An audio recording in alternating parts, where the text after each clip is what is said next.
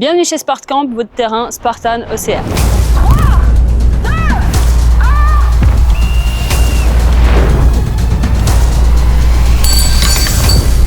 Aujourd'hui, nous allons voir les différentes techniques sur le twister.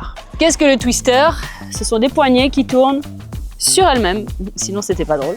Du coup, sur cet obstacle, moi je vais vous parler du swing en avant. Déjà, on reprend la base, le swing en avant, on va aller chercher une poignée sur deux. Ce que vous allez avoir envie de faire, et c'est normal, c'est de prendre la première poignée comme ça, puis la deuxième comme ça, puis la troisième comme ça. Tout le monde va vouloir essayer de faire ça. Ok, on prend ça, on fait un package, on le met à la poubelle, on oublie. Sur le twister, si vous voulez swinger et garder votre balancier, la chose à intégrer, à garder en mémoire, c'est qu'on va mettre toujours les paumes de main du même sens. Jamais on se retrouve paumes de main inversées. Toujours les paumes de main du même sens.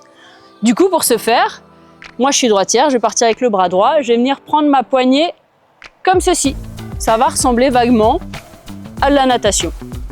Comme ça, donc je pars comme ça, et ensuite ma main gauche, paume de main du même sens, va aller chercher la troisième poignée comme ça, puis je vais lâcher derrière, je vais retourner chercher ma poignée comme ça, et ainsi de suite jusqu'au bout. Donc on se rappelle, toujours mettre une petite impulsion en avant, si on n'en met pas, on va se retrouver ici, on n'aura pas de balancier. Pour aller chercher la troisième poignée, ça va être compliqué. Je mets mon poids toujours en arrière, je viens tirer sur mon bras pour pouvoir ensuite me laisser balancer en avant. Toujours, on laisse une poignée d'écart, sauf ici, où on prend la dernière et on vient prendre cette poignée-là.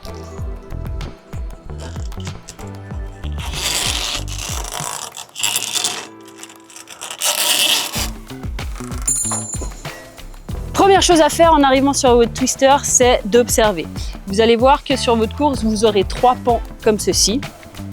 À chaque fois que vous allez arriver sur le pan d'après, assurez-vous que la poignée que vous allez rencontrer soit vers le bas.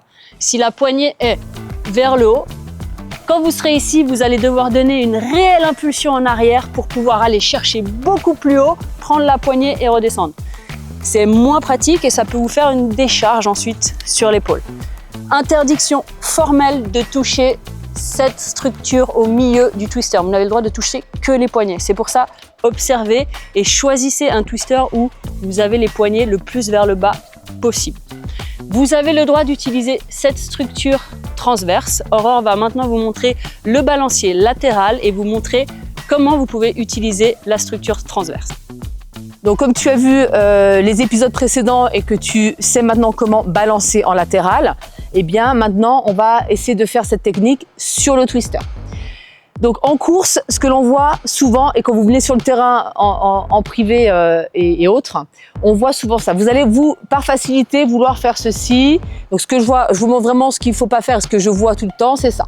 Donc on se laisse de tout son long comme ça, et vous êtes là, et vous êtes là, et vous êtes là. Et en général, au bout de 20 secondes, ça tombe si c'est pas 2 secondes. Ok ? Maintenant, pour bien balancer en latéral, on va déjà vouloir aller chercher la troisième poignée. Toujours une poignée sur 2. Sinon, ça ne sert à rien d'utiliser des techniques de balancier. D'accord ? Donc, première des choses, vous n'allez pas aller chercher la poignée comme ceci parce que, mon Dieu, pour vous, elle paraît tellement loin. Une seule technique et gardez celle-ci en mémoire pour tous les départs de suspension.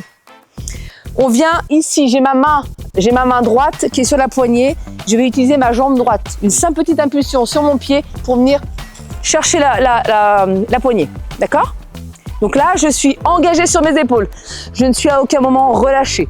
Je suis bien à mes épaules engagées, mes mains sont sécurisées, je monte mes genoux et je viens ici balancer de droite à gauche. Et là, je regarde mes poignets et je commence mon balancier. Et droite, et gauche, et droite, et gauche. Là, je balance tranquillement pour l'instant parce que là, je vais maintenant mettre une grosse impulsion vers la gauche pour pouvoir aller récupérer la structure. Le twister est un des rares obstacles sur lequel on peut venir accrocher la structure. Je suis donc dans mon balancier, je mets un gros coup de hanche sur ma gauche, j'attrape la structure de ma main gauche, appui de la main droite, la main opposée donc, peu importe dans le sens dans lequel vous êtes. Et là, je viens bien me replacer et je réengage un balancier latéral, d'accord? Et ensuite, je repars sur mon balancier tranquillement, en restant bien les épaules engagées, les genoux vers le haut et les abdos serrés pour bien contrôler mon balancier. Vous l'aurez compris, avant de maîtriser le twister, cela va vous demander beaucoup de pratique et d'exigence au niveau du renfort du grip. Il est l'heure de vous parler de notre programme Grip. Pourquoi? Parce que vous pourrez observer nos mains. Comme on dit, Paris ne s'est pas construit en un jour, et bien là, c'est pareil. Si vous voulez renforcer votre grip, n'hésitez pas à aller sur notre site et prendre le programme 100% Grip. Il est assez engageant, mais vous allez pouvoir avoir une réelle progression en fait sur le grip. Il y a quelque chose que je dis, c'est le grip, c'est bâtard. Ah, c'est bâtard. Parce qu'on peut travailler son grip tous les jours, si on arrête de le travailler, et ben on perd son grip. Voilà.